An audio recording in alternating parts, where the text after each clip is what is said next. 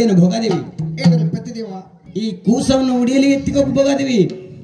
ನೋಡ್ರಿ ಪತಿದೇವ, ಏನು ಭೋಗಾದೇವಿ? ಈ ಕೂಸಿನನ್ನು ಎಲ್ಲಿಂದ ಪಡೆದುಕೊಂಡು ಬಂದ್ರಿ ಪತಿದೇವ?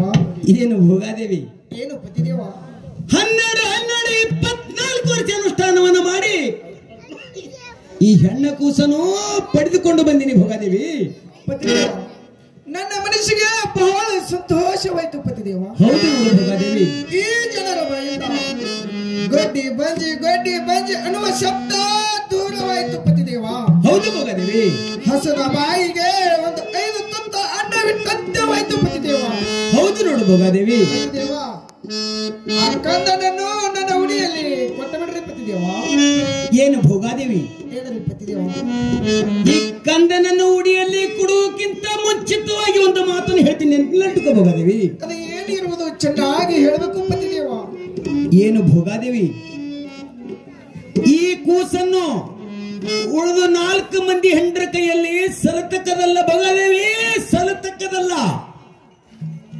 ಇದು ಅಲ್ಲದೆ ಈ ಕೂಸಿನ ಹತ್ತಿರ ಕಾಮಧೇನು ಕಲ್ಪವೃಕ್ಷ ಹಾಕಲಿರೋದು ಭೋಗಾದೇವಿ. ಆಗಲಿ ಪತಿದೇವ. ಏನು ಭೋಗಾದೇವಿ? ಏನು ಪತಿದೇವ? ಇದು ಅಲ್ಲದೆ 5 ಮಂದಿ ಮುತ್ತೈದರನ್ನ ಕರೆಸಿ ಶ್ರೀ ರೇಣುಕ ಯಲ್ಲಮ್ಮ ನಂದು ನಾಮಕರಣ ಮಾಡಬೇಕು ಭೋಗಾದೇವಿ, ನಾಮಕರಣ ಮಾಡಬೇಕು. ಆಗಲಿ ಪತಿದೇವ, ತಾವು ಹೇಳಿದಂತೆ 5 ಮಂದಿ ಮುತ್ತೈದರನ್ನು ಕರೆಸಿ, ಇದು ಅಲ್ಲದೆ ಬಂಗಾರ ತೊಟ್ಟಿಲವನ್ನು ತಂದು ಬೆಳ್ಳಗವನ್ನು ಹಚ್ಚಿ ತಾವು ಹೇಳಿದ ಪ್ರಕಾರ ನಾನು ನಡೆದುಕೊಂಡು ಹೋಗುತ್ತೇನೆ ಪತಿದೇವ. ಇದು ಅಲ್ಲದೆ ತಾವು ನೋಡಿದಂತೆ ನನ್ನ 4 ಮಂದಿ ಅಕ್ಕ ತಂಗಿಯರಿಗೆ ಕೋಶಿನ ಮುಖವನ್ನು ತೋರಿಸುವುದಿಲ್ಲ ಪತಿದೇವ. ಇದು ಅಲ್ಲದೆ ತಾವು ಹೇಳಿದಂತೆ ಇದೇ ಮನೆಯಲ್ಲಿ ಏನ್ರಿ ಪತಿದೇವ? ಏನು ಭೋಗಾದೇವಿ? ತಾವು ಹೇಳಿದಂತೆ ಈ ಕೂಶಿನನ್ನು ಜೋಪಾನ ಮಾಡುತ್ತಾ ಇದೇ ಅರಮನೆಯಲ್ಲಿ ಕುಳಿತುಕೊಳ್ಳುತ್ತೇನೆ ಪತಿದೇವ. ಆ ಕೂಶಿನನ್ನು ನನ್ನ ಉಡಿಯಲ್ಲಿ ಕೊಟ್ಬಿಡ್ರಿ ಪತಿದೇವ.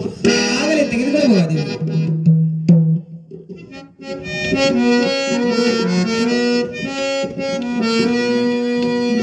ಪತಿದೇವ, ಏನು ಭೋಗಾದೇವಿ? ನನಗೆ ಹೋಗಿ ಬರ್ಲಿಕ್ಕೆ ಆಶೀರ್ವಾದ ಮಾಡ್ರಿ ಪತಿದೇವ. ನಿನಗೆ ಕಲ್ಯಾಣವಾಗಲಿ, ಹೋಗಿ ಬರುತ್ತಾರೆ.